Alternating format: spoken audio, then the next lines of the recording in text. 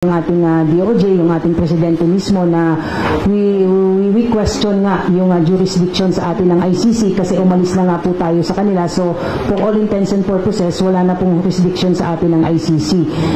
They could issue a warrant of arrest to anyone, but yung enforcement is another thing.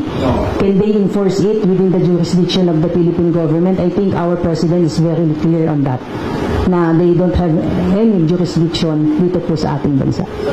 So, for as long as yung mga batas po natin dito ay umiiral at meron naman pong merong legal na basihan para po tayo tumulong at makipag-cooperate sa foreign counterparts natin, then the PNP will cooperate. However, in this issue po, it is very clear that they have no jurisdiction over any person within the jurisdiction of the Philippines po. For all intents and purposes, it is no longer applicable assuming na nandito sila because wala na nga po tayo sa jurisdiction.